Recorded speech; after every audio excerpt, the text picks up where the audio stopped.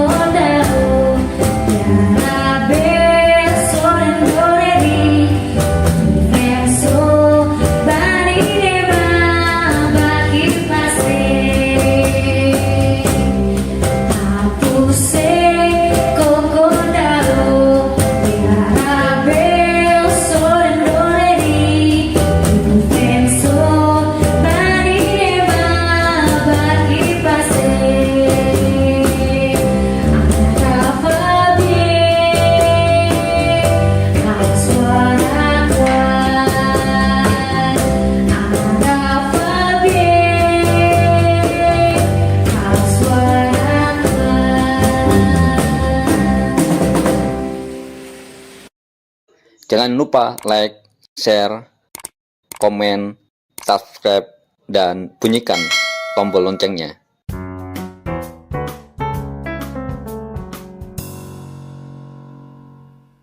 Assalamualaikum warahmatullahi wabarakatuh.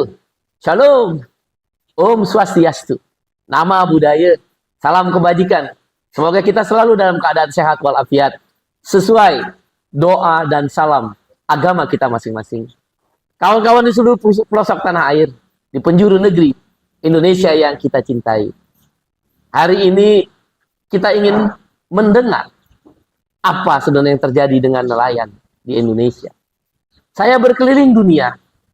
ILO bersepakat, International Labour Organization, bahwa kelompok masyarakat yang paling rentan dan miskin adalah kelompok nelayan dan kelompok masyarakat adat.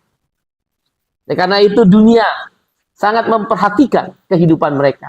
Hari ini kita ingin mendengar dari langsung seorang nelayan, penggiat nelayan, tokoh nelayan, dan bahkan kita berdoa semoga beliau, biasa saya menyapa Mas Warnadi, betul ya? Warnadi. Mas Warnadi, Betul. terima kasih sudah datang bersama kita.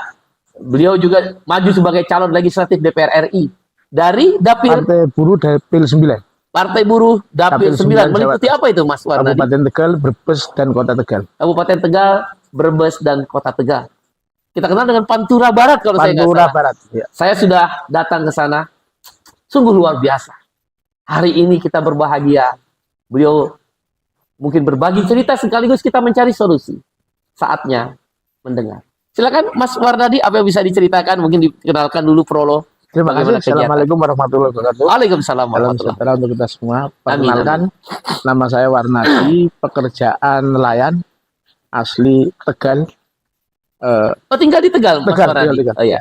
Jadi gini Pak, sebenarnya nelayan itu menurut ketentuan pemerintah ada 4, yaitu nelayan tangkap yang kita kenal, nelayan yang pakai kapal ke laut, kemudian nelayan budidaya yang memelihara ikan itu, Ya. kemudian pengolah ikan dan pedagang ikan.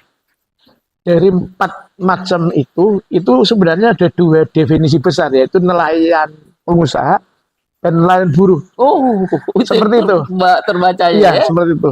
Kemudian kebetulan saya nelayan buruh. Oh, Karena saya hidup di Tegal itu satu-satunya kabupaten yang tidak punya pelabuhan yang representatif untuk kapal di atas 20 gross ton. Dan oke. hampir semua teman-temanku di sana di kampung itu yang tinggal di kampung Tegal itu kapalnya kecil di bawah 20 gross ton. Kalau punya kapal di atas 20 gross ton atau 30 gross ton, kita harus ke kota Tegal dan sekitarnya, termasuk di Jakarta, di Muara Baru, di Tanjung Balai, di Papua Apa seperti yang itu. membedakan istilah kapal besar, kapal kecil? Ini Apa perbedaannya? ini ketentuan pemerintah sebenarnya. Oke. Sebenarnya Definisi, pemerintah juga belum, menurut saya belum paham kaitannya dengan awak kapal, buruh nelayan. Karena ada dua definisi besar, nelayan itu ada dua, nelayan pengusaha yang punya kapal dan nelayan buruh ABK, anak buah kapal. anak buah kapal. Bisa diceritakan? Ya, pimpinan awak kapal biasanya namanya nakoda. Nahkoda. Nakoda. Eh, Ini kalau nahkoda ini kalau ada di kapal-kapal di besar. kapal-kapal. Kalau kapal kecil juga nakoda. Oh, ada juga disebut nahkoda. Iya, Oke. cuman kalau kapal kecil kan biasanya wedding fishing. Iya. Sehari baru pulang, Oke. maksimal seminggu. Tapi yang berat ini yang di atas 30 gross Oh, ton. jadi kapal kecil itu dia harian ya? harian. Bisa jadi paling lama seminggu. Iya, jadi Tapi kalau kapal besar bisa 3 bulan, bisa 1 tahun. nggak ketemu keluarga. Enggak sama sekali. Oleh karena itu, teman-teman yang butuh perlindungan itu yang di atas kapal 30 gross ton, yang di atas 3 bulan, Pak. Oke. Kan kita kan nggak ketemu di sana. Kita Iya, nggak ketemu. iya. Kita nggak ketemu selama 3 Jadi bulan. definisi kapal besar itu apa? Berapa gross ton? 30 gross ton ke atas. 30 gross ton ke atas. Ah, Oke, kalau di baik. bawah itu paling seminggu. Iya, Sehingga iya. ketika ada terjadi seperti resiko apa yang tidak pas itu cepat-cepat pulang, dia cepat-cepat Misal terselesaikan. kecelakaan kerja, Iya. melaut Iya. ya, atau ada Sakit, sakit ya, laut, itu iya, paling iya. seminggu. Itu Iya. kan bisa langsung Iya. teratasi lah. Tapi kalau kapal-kapal besar yang di lautnya itu 30 hari, 3 bulan, kadang sampai 1 tahun.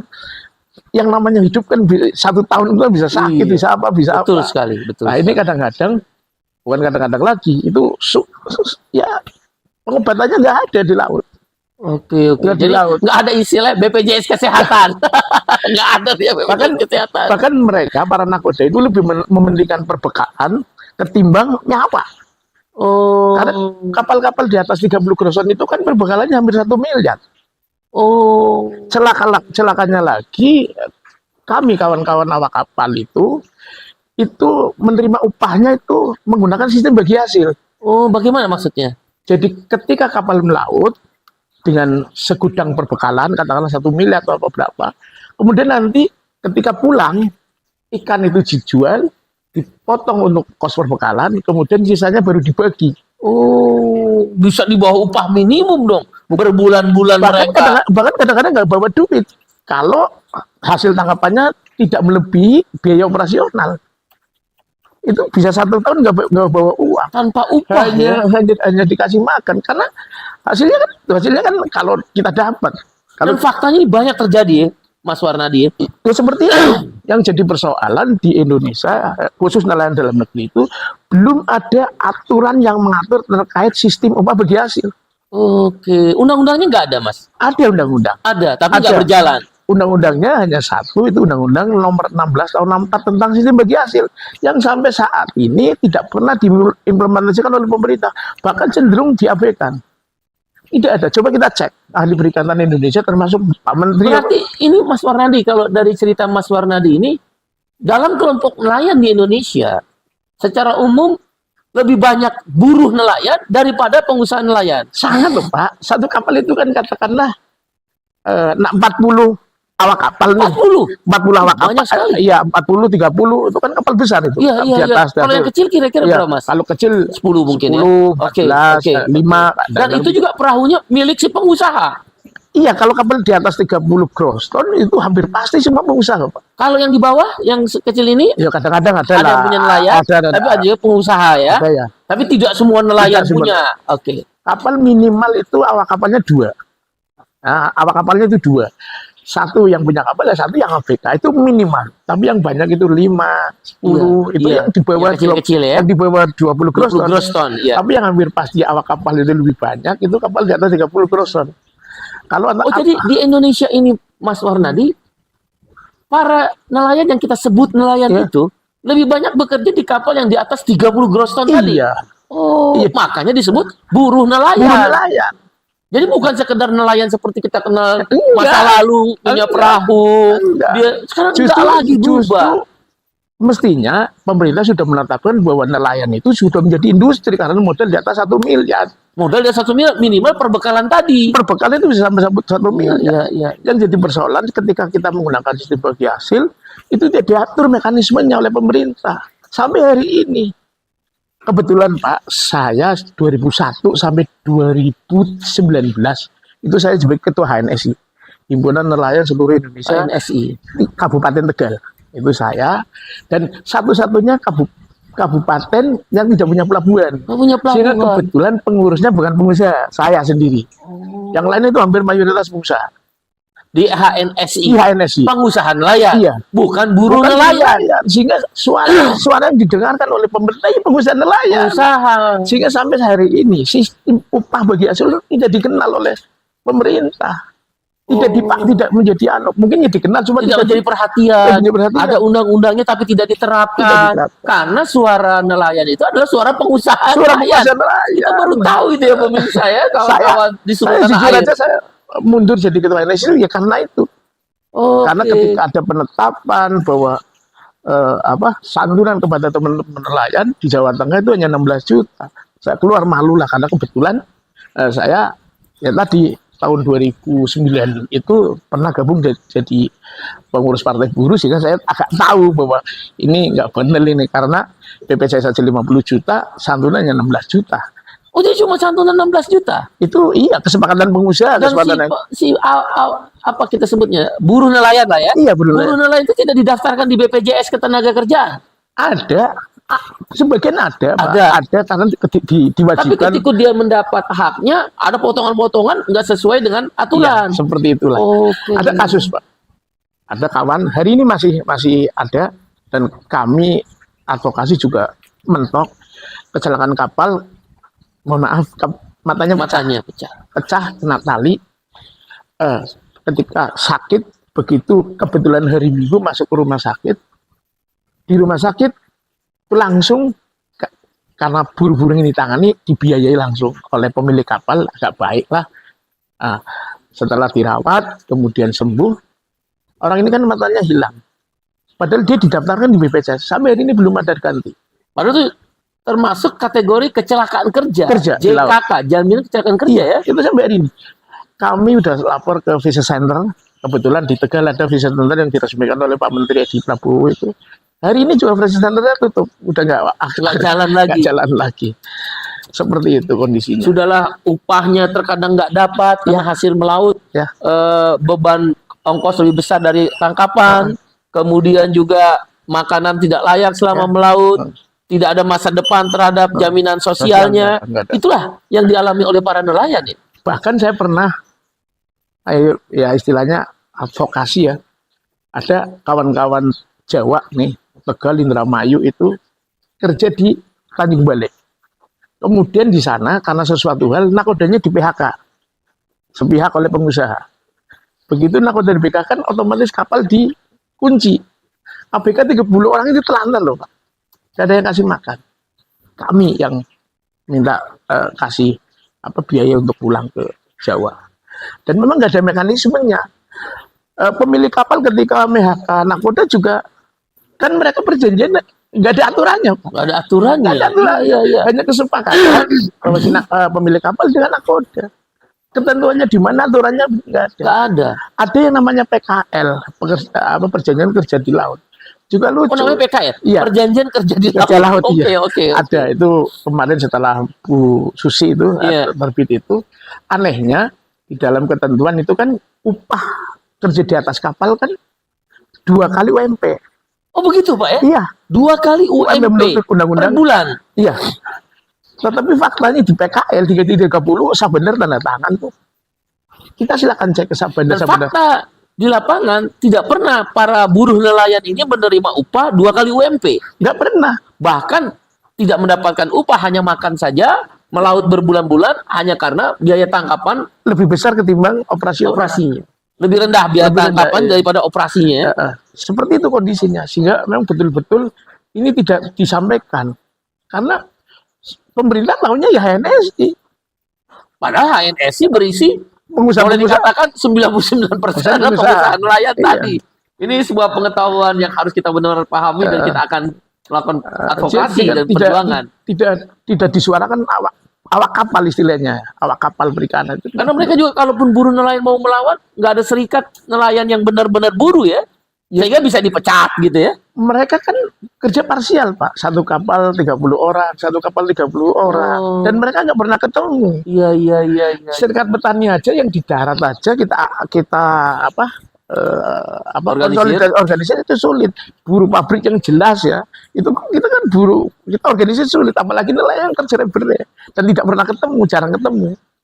Ada kejadian-kejadian yang kurang mengenakan atau di luar rasa kemanusiaan nggak? Bisa diceritakan, Mas Waran? Ya tadi yang saya sampaikan, ada kecelakaan di laut yang matanya sampai pecah, tidak dapat Ada- ganti ada dari jaminan. BPJS, kemudian nakodanya dipecat, kebetulan pakai kapal Tanjung Balai, awak kapalnya dari Jawa ditelantarkan di sana. Oh, jadi kapalnya misal dari daerah Riau sana, Awak kapalnya dari situ. kapalnya dipecat, dia di Riau, dari Riau pulang ke Tegal, dia nggak ada apapun yang dia dapatkan. Siapa yang menjamin mereka Siapa bisa yang pulang? menjamin?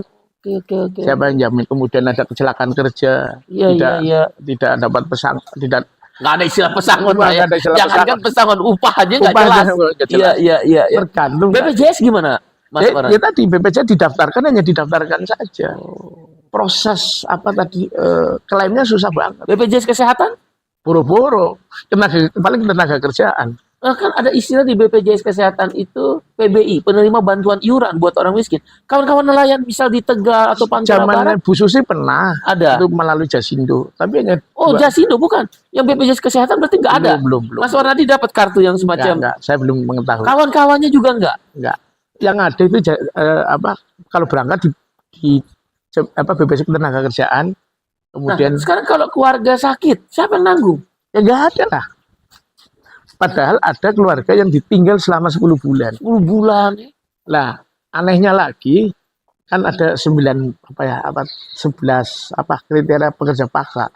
Itu kalau ada nelayan nakoda kasih proskot, itu kan dilarang oleh negara. Padahal nanti Perskot ini maksudnya apa, Mas Mardani? kasih uang dulu.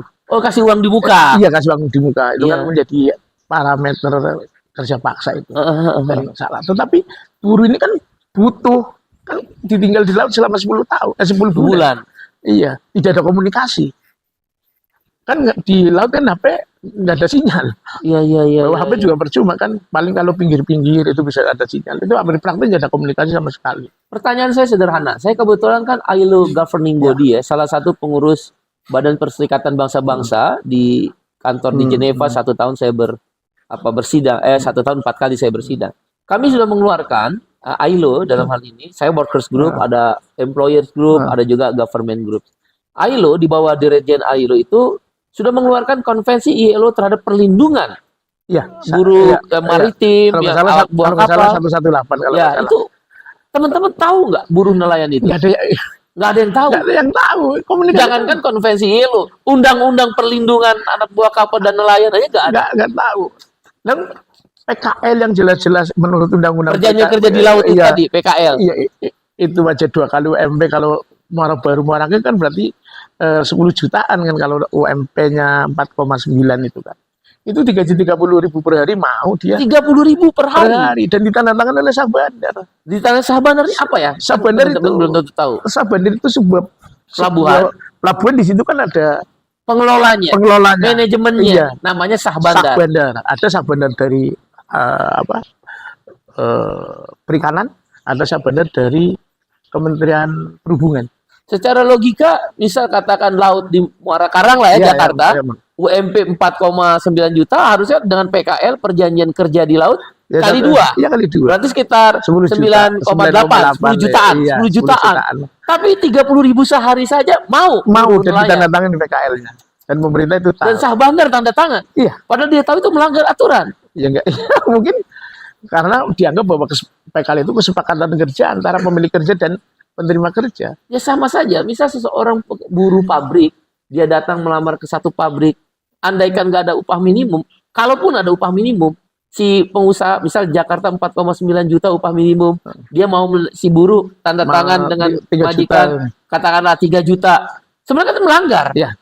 Ya. Nggak ada tindakan apapun Nggak ada tindakan. dalam kasus seperti di nelayan ini. Dan kita kan nggak punya apa ya tempat mengadu ketika PKL itu bukan prestasi, kita mau madu kemana? Mau ngadu ke HNSI, ya dia pengusaha nelayan. Dia juga. Mau kemana siapa? Baru paham saya. Mau mengadu siapa? Mau Yang kemana? lokal-lokal ada nggak, Pak Mas Mardhani? Mungkin seperti Mas Mardhani lokal ya, Iya, membangun iya, iya, advokasi, iya, membela ya. Siap. Tapi tidak seluruh Indonesia ya. Ya kebetulan Brebes, Tegal, Pemalang itu kantongnya awak kapal se-Indonesia, bahkan sedunia. Tegal, Pemalang. Tegal, Pemalang, Brebes. Wah, Itu kantongnya nelayan di Indonesia bahkan di dunia. Wah, Mas Mardhani harus jadi DPR, Mas. Insya Allah. Ini karena nelayan nggak ada jadi DPR nih ya begini nih. Ya, amin, Ya, amin, hanya amin. kok sama pengusaha Ah. nelayan. Karena dari 3 kemarin kan kami ada dalam tanda provokasi dari yayasan plan ke Tegal ya bicara tentang perlindungan awak kapal perikanan. Cuma sayangnya ketika program habis selesai terus semua selesai, hanya sebatas provokasi. Yang kita butuhkan perlindungan Perlindungan selamanya. selamanya. Nah, bagaimana dengan para istri, anak yang ditinggalkan sampai berbulan-bulan dengan upah yang nggak jelas? Kalau orang pabrik kan dia ada setiap bulan ada. Nah, ini melaut 10 bulan.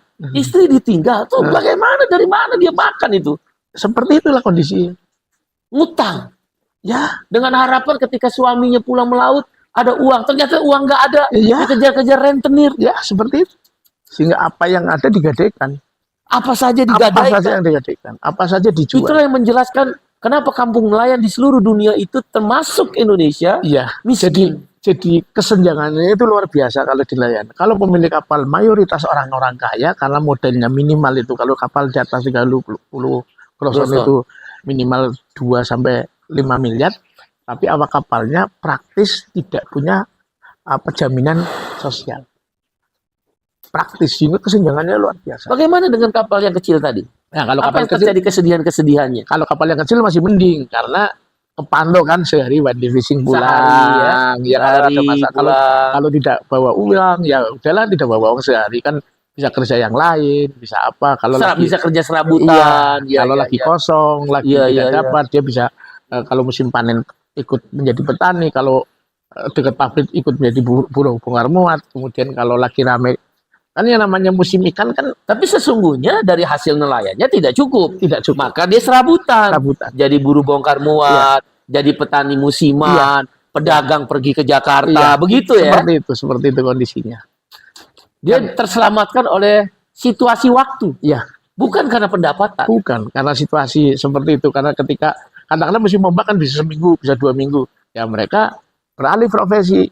Katakanlah menjadi tukang ojek kalau malam seperti Oh, ada itu. istilah musim ombak ya. Mas Ada, Mardhani. Pak. Gimana Ada. tuh? Yang akhirnya nelayan nggak melaut. Ya? Iya, Oke, jadi oke.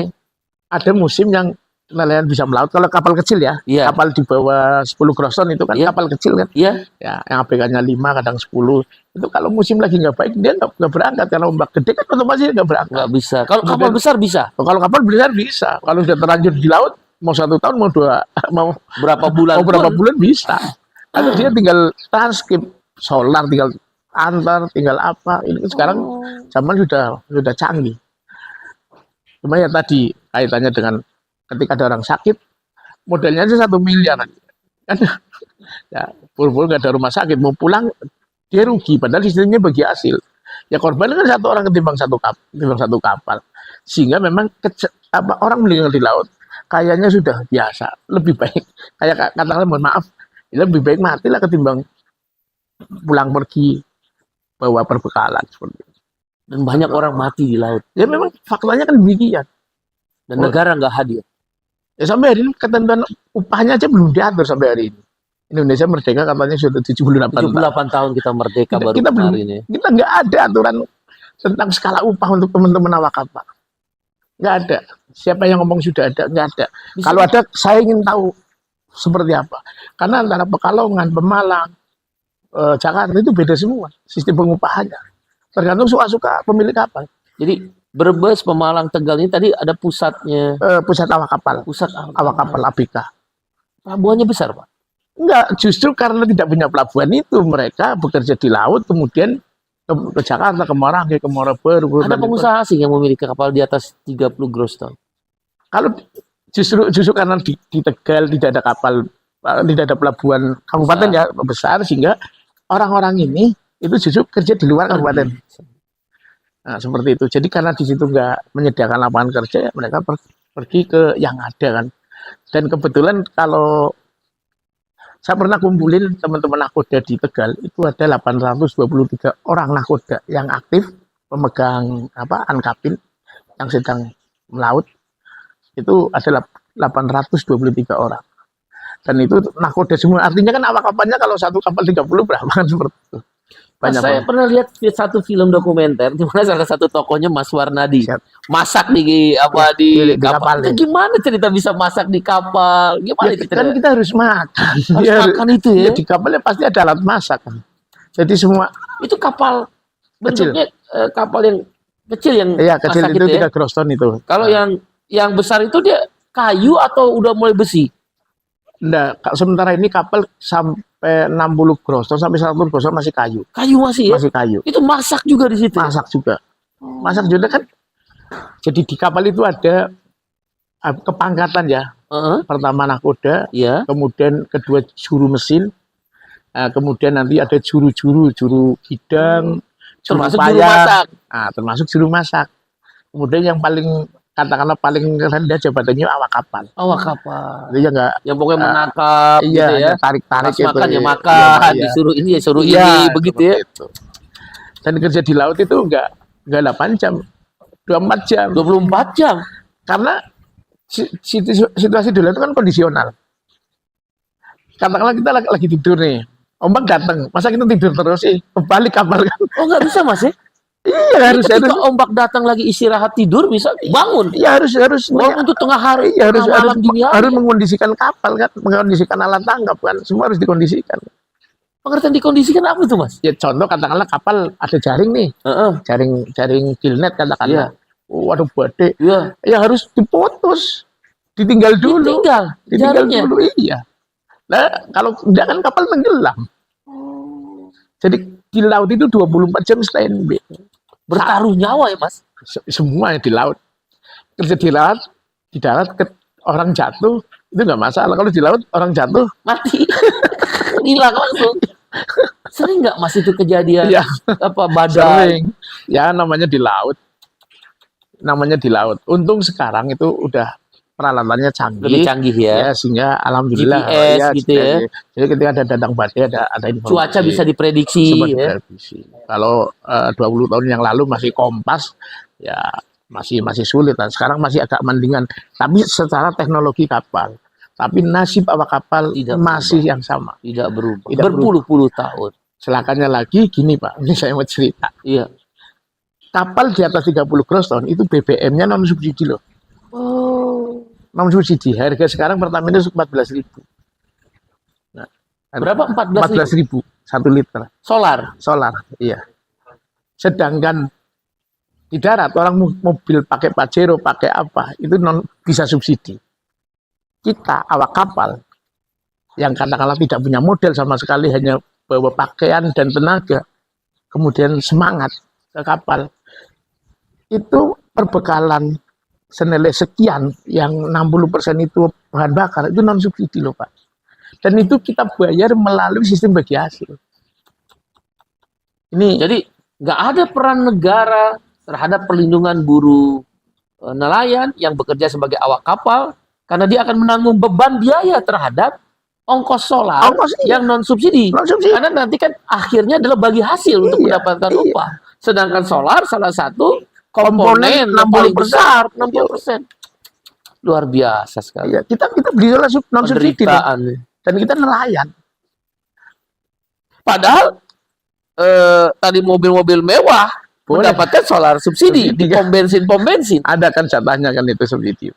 Kita nggak boleh di atas kapal 30 person harus pakai non subsidi. Kalau yang kecil masih ada subsidi. Di bawah Masih ada 30 masih subsidi. ada lah. Tapi yang 30 yang kita tahu kan pertanyaannya kan bukan pada besar kecilnya kapal kan. Iya, Pada buruh nelayannya yang menikmati. kalau sistemnya bagi hasil tanggung jawab beli solar itu pada kami loh. Iya, Baik iya. kapal kecil maupun kapal Iya, besar. iya, betul sekali. Kenapa kita harus tanggung tidak dapat subsidi padahal kita orang miskin kan. Awak kapal dari kapal 30 orang itu kan nanti kan yang bayar perbekalan kan kita. Betul. Pemilik kapal tinggal harga 14.000 kasih 15.000 kasih. Tapi nanti kan potong ketika dapat.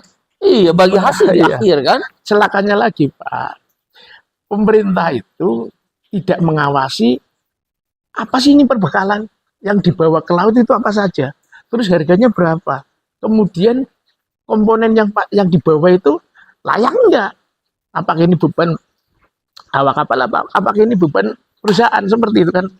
Nah, kemudian ketika bawa ikan ke laut, ke darat juga kadang-kadang ada kapal yang tidak melalui lelang. Nah, ini kan sama sekali pemerintah tidak ada pengawasan. Sehingga cenderung, mohon maaf, kalau pemilik kapalnya jahat, ya koruptif kan di situ. Iya. Perbekalan dibengkakan, pendapatan dikecilin. Siapa yang tahu kan? Karena kita kan nggak ada yang ngawasi. Siapa yang ngawasi itu? Coba lembaga mana yang mengawasi? Nggak ada kan. Masuk aja, keluar aja. Iya, betul. Nah, kan kalau orangnya jahat ya koruptif. Apakah nelayan tidak punya pilihan untuk bekerja di tempat-tempat yang bukan nelayan? Pekerjaan nelayan adalah pekerjaan paling akhir. Karena mohon maaf, ini kalau bicara kasarnya, kalau di penjara masih bisa tidur, ya walaupun Dapat dengan makan. walaupun dengan alas bantal dingin. Tapi kalau di laut, kita sewaktu-waktu berhadapan dengan badai, sewaktu-waktu berhadapan dengan ombak, jangankan apa lagi kerja, lagi tidur aja kita diganggu oleh ombak kan. Iya, betul. Seperti itu penderitaannya. Jadi jangan salah, nelayan itu pekerjaan yang paling tidak suka oleh manusia. Karena pada hakikatnya manusia hidup itu di bumi, bukan di Pilihan laut. paling terakhir Iya, untuk bidang pekerjaan iya, apa karena tidak ada lapangan dan kerjaan. tetap miskin. Ya. Jadi kalau ekonomi lagi baik-baik saja, jumlah nelayan berkurang. Tapi kalau ekonomi lagi ada masalah, jumlah nelayan pasti bertambah. Iya. Itu parameternya di situ. Mas Orandi, ada yang mau disampaikan lagi tentang kita ingin mendengar? Kalau saya pengen pemerintah, dalam hal ini pemerintah negara Republik Indonesia itu membuat ornamen pengawasan perbekalan, kemudian pengawasan hasil tangkap. Jadi Pemerintah pengawasan perbekalan, dan pengawasan hasil tangkap. tangkap dan kemudian diatur melalui regulasi bagi hasil seperti apa sih? Bagi hasilnya bagaimana? Seperti apa sih? Menguntungkan kedua belah pihak. Menguntungkan kedua Jangan pihak. sampai buruh nelayan tidak mendapatkan sama sekali. Iya. Kalaupun dapat, jangan terlalu lebih rendah dari upah minimum. Iya, seperti itu. Jadi ada kepastian kalau kita ke laut itu ada jaminan sosial minimal untuk makan anak istri di rumah. Ini kan nggak ada. Kalau perbekalannya lebih besar dari pendapatan, ya udah kita istilah orang nelayan itu bahasa Tegalnya uang padung. Apa itu arti uang padu, Mas? Ya uang padung hanya transport dari Jakarta ke rumah. Seperti itu. Tidak membawa duit. Katakanlah transport sekarang 200.000, ya kasih 200.000 untuk pulang. Iya. Nggak ada. Di sini kita harapkan peran pemerintah. Pemeran lebih pemerintah. besar. Sehingga ada jaminan sosial kita berusaha ke laut. Pastikan pulang itu minimal membawa duit untuk pengganti biaya makan di rumah. Ini pemerintah atur sedemikian rupa melalui regulasi pedomannya tadi. Dan harus ada ketaatan sah bandar, kemudian pengusaha nelayan untuk memberikan kepastian upah dan kepastian jaminan sosial. Dan juga kesejahteraan. Ya, seperti itu. Sehingga teman-teman itu dilindungi. Karena tidak ada orang yang cita-cita jadi awak kapal itu, saya yakin nggak ada lah. Nggak ada. Baik. Terima kasih, Mas Mas Orandi. Sahabat seperjuangan di seluruh pelosok negeri Indonesia kita cintai. Sebelumnya saya sudah bertemu juga dalam podcast ini dengan kawan-kawan pekerja rumah tangga atau PRT buruh migran ya, yang bertarung nyawa mencari rezeki, mengais rezeki di negeri orang karena negeri sendiri tidak bisa memberikan pekerjaan. Hari ini kelompok nelayan, saya rasa jumlahnya jutaan, Jumlahnya hampir 2-3 jutaan 3 jutaan seluruh Indonesia. seluruh Indonesia. 3 juta saudara. Satu istri, 2 anak, berarti ada 9 juta. Hampir 10 juta. Mereka bertarung dengan nasibnya sendiri. Membelah ombak. Tergantang di antara badai yang menerpa. Bagi perahu-perahu kecil, mereka bisa pulang pergi.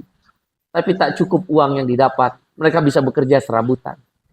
Mereka menjadi buru-buru bongkar muat, menjadi pedagang, merantau ke Jakarta dari Tegal, mungkin Pemalang, Brebes, atau di Kepulauan Sumatera sana, Kalimantan. Tapi bagi buru-buru nelayan seperti yang disampaikan Mas Warnadi, adalah cerita tentang sepenggal kepedihan kelompok anak manusia bangsa Indonesia. Kelompok nelayan, kelas pekerja. Ada 10 juta orang. Upah yang tidak ada kepastian. Bahkan harga solar yang merupakan komponen terbesar dalam ongkos produksi seorang nelayan yang ikut dalam kapal besar di atas 30 gross ton. Itu ditanggung oleh para awak kapal, buruh nelayan. Mereka memasak di tengah ombak, tidur di tengah ombak, bangun tengah malam maupun dini hari tadi dari cerita ini menjelaskan pada kita ketika ombak datang. Bekerja 24 jam tanpa henti. Tangkapan yang tidak sesuai dengan ongkos produksi, mereka tak mendapat apapun. Padahal jelas dalam aturan tadi sudah dijelaskan 2 kali UMP. Jadi kalau di Tegal mungkin sekitar 6-8 juta.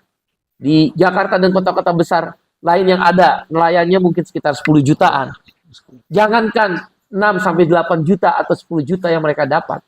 Yang ada mereka tidak dapat apapun 1 rupiah.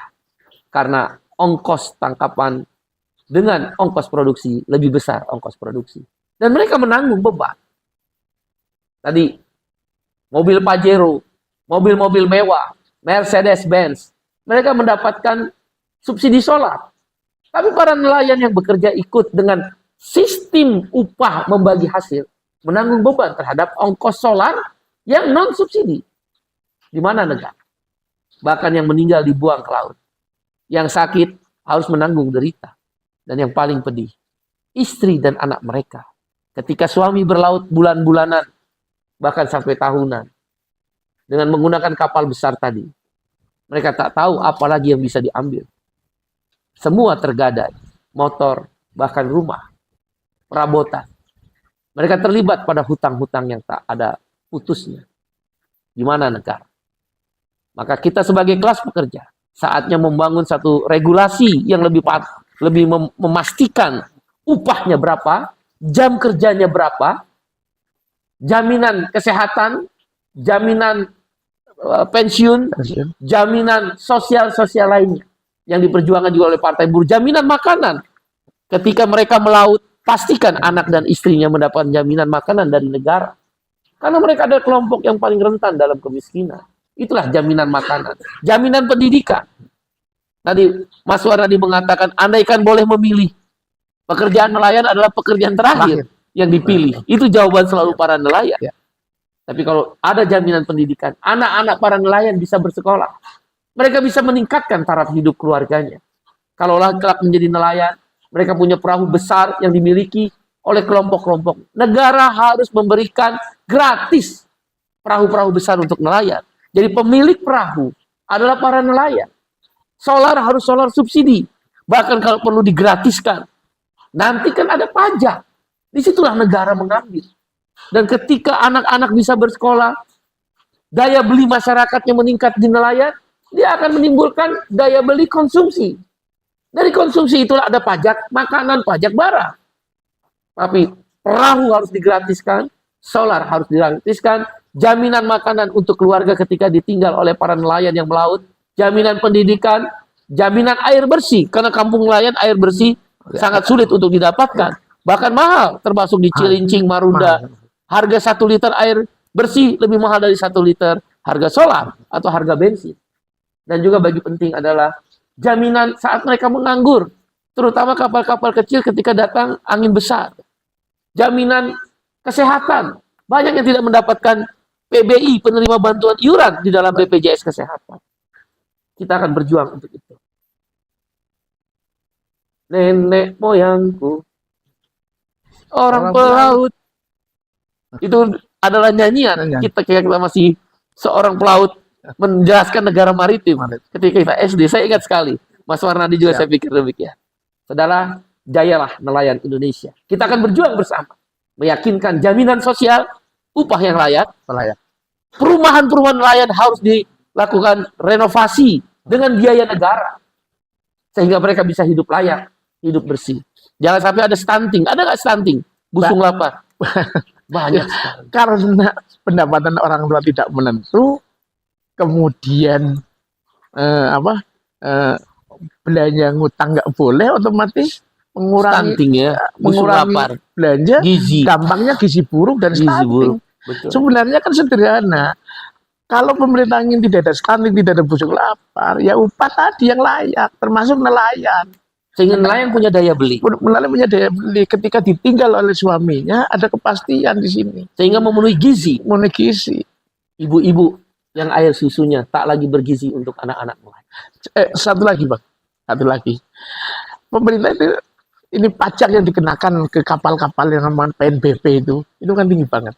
Itu juga dibayar oleh kawan-kawan melalui perbekalan tadi, jangan salah. Ya, pajak PNBP yang harusnya menjadi tanggungan pengusaha juga terbebani ke awak kapal karena sistem bagi hasil. Karena sebagai hasil dan tidak ada pengawasan. Tidak ada pengawasan. Mestinya pemerintah hadir di situ sehingga dipastikan kalau pajak ini ya kewajiban pengusaha, bukan kewajiban kami. Itu kan siapa yang jamin kalau pajak itu diambilkan bukan dari perbekalan?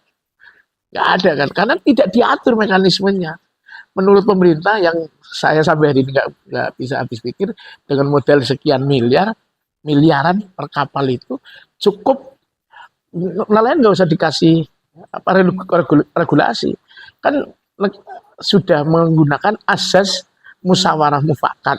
Kalau awak kapal mau, nakoda mau, pemilik kapal mau, selesai. Ini yang disampaikan oleh teman-teman HNSI ketika saya rapat dan saya menyatakan mundurkan diri dari HNSI.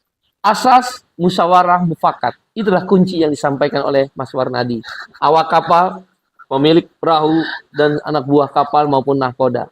Dengan catatan, segala sesuatu harus disubsidi oleh negara dan memastikan upah, jaminan sosial, perumahan yang layak, dan masa depan anak-anaknya terutama makan dan pendidikan. Save nelayan Indonesia. Kita berjuang bersama. Terima kasih, saudara. Assalamualaikum warahmatullahi wabarakatuh. Shalom. Om. Santi, Santi, Santi Om. Sesuai doa dan salam agama kita masing-masing. Terima kasih, saudara. Sampai jumpa. Ya warna oranye Partai Buruh. Warna oranye Partai Buruh. Partainya kelas pekerja. Partainya kelas pekerja. Partai Buruh nomor 6.